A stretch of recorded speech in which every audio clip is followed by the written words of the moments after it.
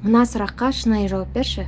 Сен өзіңнің отбасың үшін, үйің үшін, қаржылық жағдайың, жұмысың үшін, немесе өз-өзіңді шынайы көрсету үшін қысылып ұяласың ба? Онда мына видеоны міндетті түрде қара. Сіз андай ұялшақ адам болатын болсаңыз, сыртта жүргенде, көшеде жүргенде барлығы маған қарап тұрған сияқты, мен бетімде бір нәрсе тұр ма, мен орамалым не істеп тұр, мен мына жерімде бірдеңе болып қалыпты ғой, дақ түсіп қалыпты ғой, маған бәрі қарап тұр, ұятнай деген сондай адам болатын болсаңыз, не рвать отсюда. Ондай адам болмаңызшы, пожалуйста. Мұнда сізде бір проблема бар. Егер сіз всегда сөйтіп жүретін адам болсаңыз, онда сіз өзіңізді қатты жоғары қоясыз. Иә, солай. Бұл психологияда эффект прожектора деп айтады.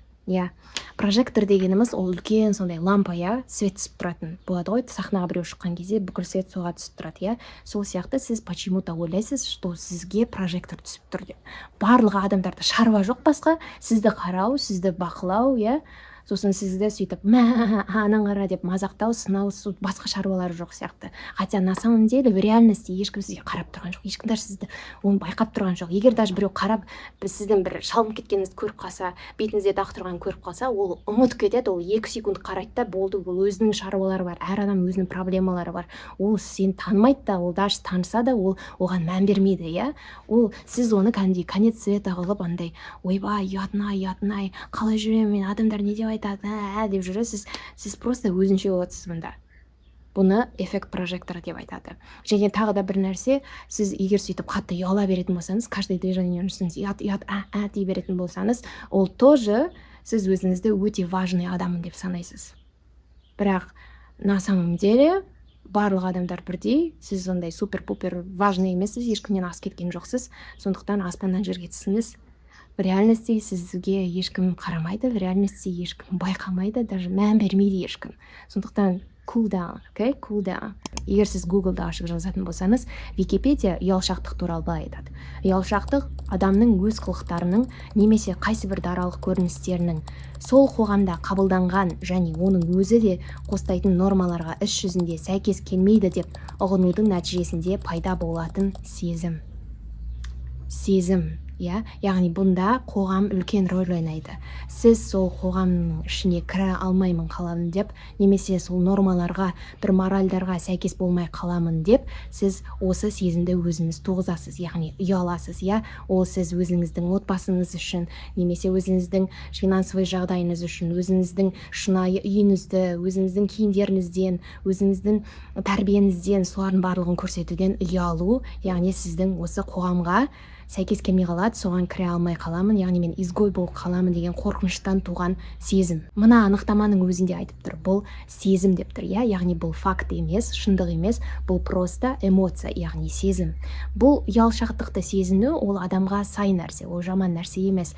Оған орны бар кездер болады ұялуды сезінетін, бірақ чересчур бір керек емес нәрселерге ұялатын болсаңыз, ол уже ненормально. Вообще ұялу деген ол қайдан шығады? Ол біздің, как всегда, балалық шағымызда, балалық шағымызда біздің ата-аналарымыз өздерінің белгілі бір комплекстарын бізге отражать етеді, яғни соны бізге береді, бізге соны үйретеді, олардың примерларын көріп, олар ұялған нәрсені біз өзімізге копировать ете аламыз, бізде сол үшін ұялатын боламыз. Мысалы, ата-ананы сіздің финансовый жағдайлары үшін ұялатын болса, басқа адамдардың алдында өздерін кем санап сөйтіп төмен ұстайтын болса, бастарын салбыратып жүрген болса, онда сізде, конечно, сізде солай ұялатын боласыз болашақта, ары қарай сіз өзіңіздің финансовый жағдайыңыздан ұялатын боласыз, және өзіңізді жақсырақ жағдайда адамдар тұрса, бай адамдар тұрса, өзіңізді почему-то кем санап, яғни не из того теста деп өз-өзіңізді кем санауыңыз мүмкін. Мұның барлығы просто балалық шақта қалыптасқан сіздің ата-аналарыңыздың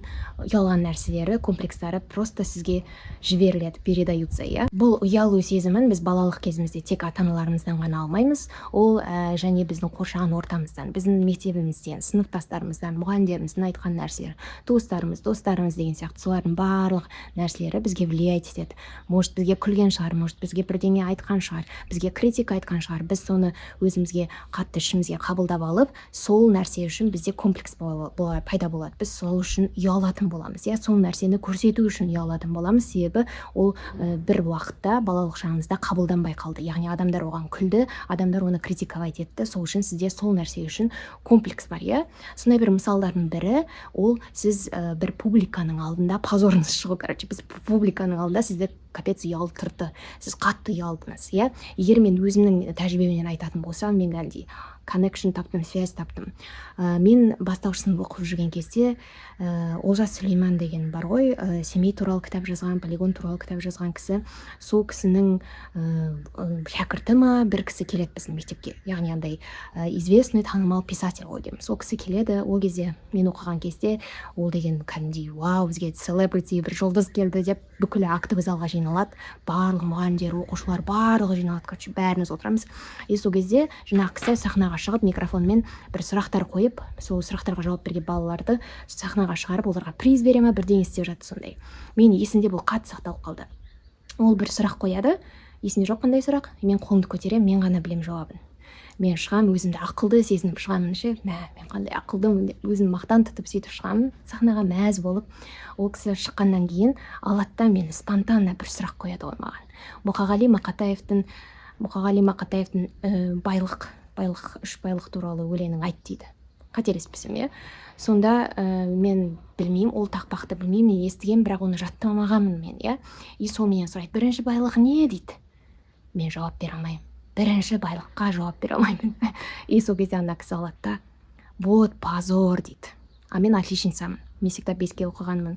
Мен ақылды, білімді деп сөйтіп саналған баламын. Мен сахнаға шықтым. Вот позор, біздің ұрпағымыз самый базовый нәрсені білмейді деп, мұғалімдер балаларыңыз неге оқытпайсыздар, позор, кәдімгідей ужасный позор деп, короче, мені жаман төмендетіп тастайды сахнаның алдында микрофонға сөйлеп, барлық көздер, барлық мектептегі қоғам барлығы маған бүйтіп андай деп қарайды. И мен сол кезде қатты ұялдым, қатты ең мощный ұялу сезім сол кезде болды, ең бірінші. И ол мен маңдайыма қатты есінде сақталып қалған. И мен жылдар бойы сол мені не отпускало. Мен соны есіме сала бердім. Бір ұялу сезімі менде қатты болды. Бірақ жоғарғы сыныпта бірнеше жыл өткеннен кейін сол кісі біздің мектепке қайтадан келеді. И сол кезде мен уже поэзияларды жаттап, неше түрлі сайыстарға барып, уже мен білімді жинап алған баламын. Сонда сұрақ қояды, мен қолымды көтеремін де шығамын. И ол кезде ол уже мені мақтайды. Молодец, бірдеңе, анау деп мақтайды.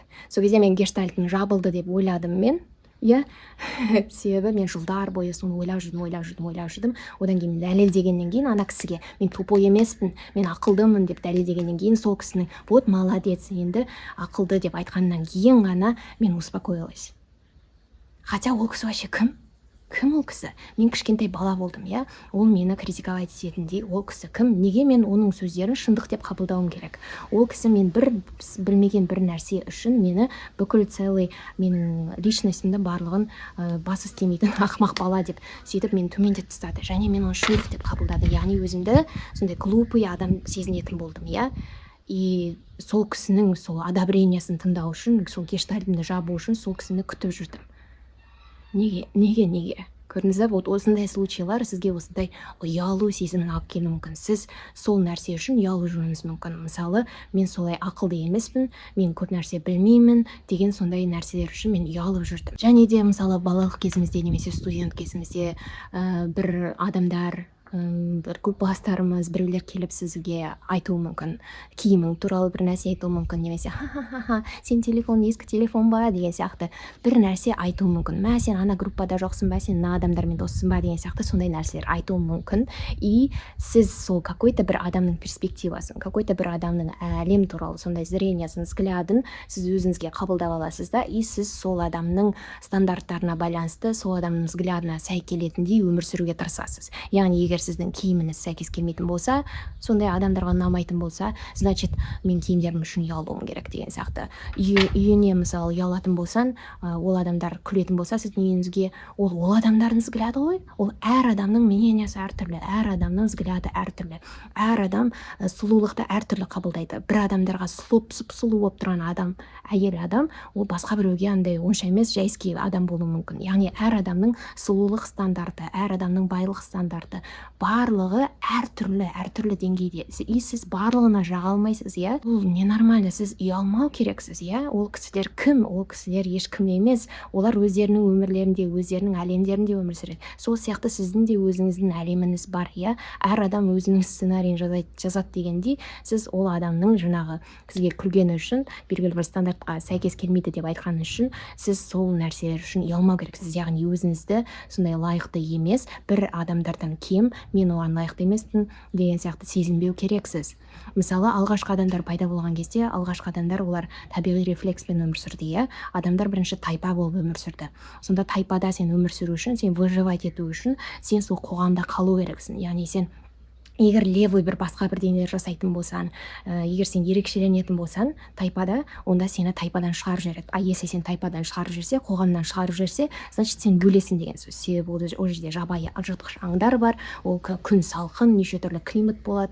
Сен өзің қалып қойсаң, ты не выживешь, иә. Бірақ біз қазір алғашқы адам емеспіз, біз пещераларда өмір сүрмейміз. Біздің қазір үйлеріміз бар, бізде қазір 21 заман, 21 ғасыр, барлық нәрселер бар, иә. Бірақ біз бәрібір де сол түбімізде алғашқы адам болған кездегі мысль, сондай мышление бізде әлі қалып қойған. Яғни бізге қоғамға кіру, қоғамның бір мүшесі болу біз үшін өте маңызды. И біз егер сондай бір опасность келіп тұрса, бізді қоғамнан шығарып тастайды деген, біз яғни қоғамға сәйкес келмейміз. Мен егер бір телефоным болмаса, айфоным болмаса, значит мен адамдар мен қоғамда жүре алмаймын, мені шығарып тастайды деген сияқты, шығарып тастаса мен өліп қаламын деген сияқты сондай ойлаймыз да сөйтіп.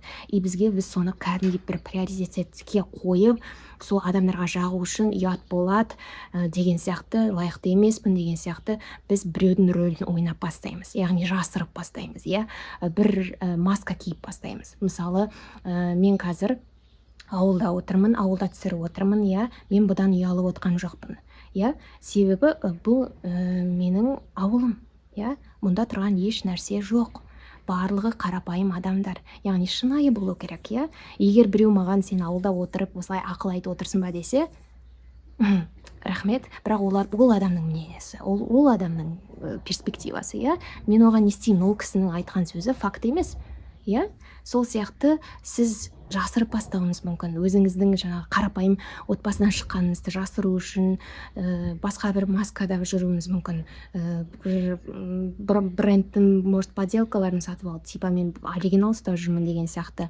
Айфонда кредитқа алып, айфонды ұстап жүру деген сияқты. Автобуспен келіп, 5 минуттық жерде түсіп қалып, ары қарай таксимен барып деген сияқты. Неше түрлі нәрселер сіз өміріңізді қиындатуыңыз мүмкін, иә. Мысалы, сіздер баяғыда турецкий бір сериал болды ғой, Дениз Йылдызы деген, соны көріп пе едіңіздер? Сонда Бану деген бір қыз болады. Ол Бану деген қыз өте қарапайым отбасынан, андай ауылдық жерден шыққан қыз, бірақ ол өзінің универдегі достары, бай достарымен бірге жүру үшін, сол қоғамға кіру үшін, ол кәдімгідей өмірін өте қатты қиындатып жүреді. Ол өтірікте, жалған өмірде өмір сүреді. Өзі маскамен жүреді, яғни мен байдың қызымын деп притворяться етіп жүреді, и ол сол достарынан қашып жүреді, бір жерде тығылып қалып жүреді, андай өзінің өмірін қатты қиындатып жүреді, иә. Сонда ол өзінің шынайы қалыпты жағдайы, өзінің шынайы жағдайы үшін, өзінің үйі үшін соны көрсетуден ұялатын болды.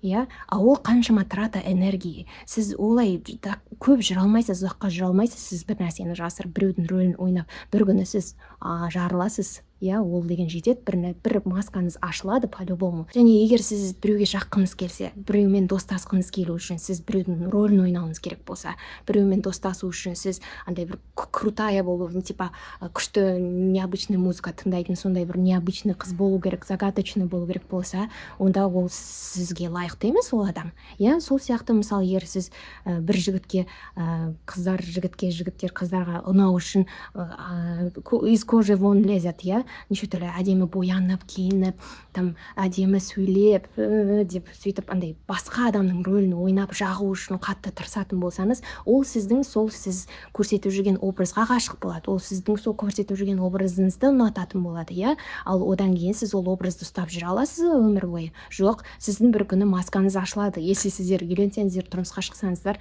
ол маска ұзаққа бармайды, сіз ашасыз маскаңызды. Осының арқасында ажырасу соларға келеді. Неге? Себебі сіз өзіңіз алдадыңыз, өзіңізді алдадыңыз және екінші адамды алдадыңыз. Сондықтан, егер сіз біреуге ұнау үшін, біреумен достасу үшін солай біреу болып, басқа біреудің рөлі болып ойнауыңыз керек болса, онда ол сіздің адамыңыз емес. иә. Егер сіз шынайы болып бастасаңыз, иә, өзіңіз ешнәрсені жасырмай, ешнәрседен ұялмай, кәдімгі как есть сөйтіп жүретін болсаңыз, сол сіздің искренностіңізді, шынайылығыңызды жақсы көретін, ұнататын адамдар сізге келеді. Ол сол шынайы адамды сізді көріп келген адамдар, олар сіздің өміріңізде ұзаққа дейін болады. Иә? Яғни олар сапалы адамдар, керек емес. Сондықтан біреудің рөлін ойнап, даже бетіңізді макияжсыз шықпайтын қыздар болады, иә, далаға макияжсыз шықпайтын қыздар болады. Неге өйтіп қатты не істейсіздер? Сіз әдемісіз, иә. Сіз макияжбен бетіңізді каждый раз оны жауып отыру дегендей, ол веснушкаларыңыздың барлығын жасыру деген, ол тоже бір маска кигенмен бірдей, иә. Сондықтан сіз өзіңіздің шынайы түріңізді көрсетуге, өзіңіздің шынайы қылықтарыңызды, шынайы ойларыңызды, шынайы жағдайыңызды көрсетуге сіз ұялмау керексіз, яғни сіз батыл болу керексіз. Егер сіз шынайылығыңызды көрсететін болсаңыз, сіз жалғыз қалмайсыз. Шынайылығыңызды жақсы көретін адамдар өміріңізге келетін болады. Сіз солай біреуге жағу үшін егер жасыратын болсаңыз, өзіңіздің финансовый жағдайыңызды, өзіңіздің туған жеріңізді, ауылдан келгеніңізді жасыратын болсаңыз бар ғой, солай комплекстарыңыз болатын болса, бір нәрселерді айтпай қалсаңыз дегендей, оның барлығы жақсы. Сіз біреуді сендіресіз, басқа адамдарды сендіресіз, олар ойлайды сені вау, крутая, там богатая, деп күшті деп ойлайды. Бірақ сіз өзіңіз үйге келгеннен кейін, жалғыздықта отырған кезде, сіз өз-өзіңізбен қаласыз ғой. Сонда сіз өз-өзіңіздің шынайы өзіңізді білесіз. И когда сіз өз-өзіңізден жиіркеніп бастағанда, яғни қалай мен өтірік айттым, негізі шындық мынадай ғой деген кезде уже екі жаққа кетеді да, и өз-өзіңізге деген доверие болмайды, уже өз-өзіңізден жиіркеніп бастайсыз, иә. Сондықтан ең басты мнение, ең басты ұят болады деген нәрсе басқа біреулерден емес, өз-өзіңізден ұят болуы, иә. Егер сіз солай біреуді жасырып, сөйтіп комплекс жасап, адамдарға жағу үшін соларға ұнайтындай нәрселерді көрсетіп, соларға ұнау үшін барлығын істеп жүрсеңіз, бірақ жалғыздықта отырған кезде сіз өз-өзіңізден ұялатын боласыз. И самый ұялу керек адам өміріңіздегі, ол тек өзіңіз ғана. Және сен басқа адамдарды сені ұялтуға, соларға ерік бересің бе? Ты им позволяешь? Неге? Тағы да айтайыншы. Неге? иә, ол адамдар сені төмен түсіргісі келетін адамдар, сені сынайтын адамдар, олар просто шынына келген кезде көре алмайды. Олар сондай қараңғы бөлмеде өмір сүріп жатқан адамдар. Олар жарықты көрген кезде, жарықты көрген кезде олар оны сөндіргісі келеді, потому что көздері ауырады, олар қараңғы бөлмеде отыр. Иә, и сондай жарықты көргісі келген кезде олар хейт жібереді. Олар сөйтіп сынайды, олар күледі, иә, и сізді ұялтуға тырысады. Вот сен мынаны қате айтып қалдың, негізі ол былай емес деп сізді түзеуі мүмкін. Вот сен ақымақсың, соны білмейсің ба не дегендей сізді түзеп ұялтқысы келуі мүмкін. Бірақ сіз оны былай қабылдаңыз. Олар просто сізді жарықты көріп тұр, сіздің ішіңізде бар жарықты көріп тұр, ол жақсы нәрсе. Жарықты көріп тұр, и ол соны сөндіргісі келеді. Иә? Сондықтан сіз оларға ерік бермеңіз. Какой-то бір левый адамның сіздің ішіңіздегі жарықты сөндіруге және солардың айтқан сөздеріне сенуге оларға ерік бермеңіз, жол бермеңіз оған. Олардың айтқан сөздері факт емес. Ол просто ол адамдардың пікірлері. Әр адам әртүрлі жерден келген, әртүрлі отбасынан, әртүрлі мәдениеттен, әртүрлі тәрбиеден, әртүрлі өздерінің өмірлерінен, өткен шақтарынан келген адамдар. Біз оның зерттей алмаймыз, иә. И әр адам өзінің травмаларын, өзінің болячкаларын сөйтіп шығарады. Басқа адамнан өшін алғысы келеді. Басқа адамдарға неге хейт көп? Солай адамдар өздерін жақсырақ сезінеді. Яғни басқа адамды өзінің деңгейіне түсіргісі келеді. Сіз түскіңіз келе ма ол адамның деңгейіне? Жоқ. Сондықтан просто хорошо деп қабылдаңыз, бір құлақтан кіреді, екінші құлақтан шығады. Оны бірақ шындық деп қабылдап, сол үшін ұялып, солардың айтқан сөздері үшін сенбеңіз, иә. Мен жаңағыдай мектепте болған случайдағыдай, жаңағы кісі мені позорына бала, тупой ғой дегенге сеніп қалдым, мен өзімді тупой сезіндім қаншама жыл бойы. Солай сөйтіп сеніп қалмаңыз какой-то бір левый адамның, потому что ол өзінің взгляды, өзінің әлемі. Даже если сізді біреу мақтаса да, ол да шындық емес, факт емес. Ол просто ол адамның пікірі. Ол адамның просто перспективасы. Нағыз шындықты тек өзіңіз ғана білесіз. Сондықтан осы өзіңіздің шындығыңызға сенетін болыңыз, иә, және шынайы болудан қорықпаңыз. Иә, сіз шынайы болған сайын адамдар шынайылықты жақсы көреді. Адамдарға ұнамайды, когда вы притворяетесь кем-то. Мысалы, YouTube бастағыңыз келсе, сіз барып өзіңіз обычный үйде тұрасыз, бірақ ақша төлеп, оны подкаст студияға барып түсіріп, бір ресторандарға барып түсіріп, кімді алдағыңыз келеді сіз? Кімді алдағыңыз келеді?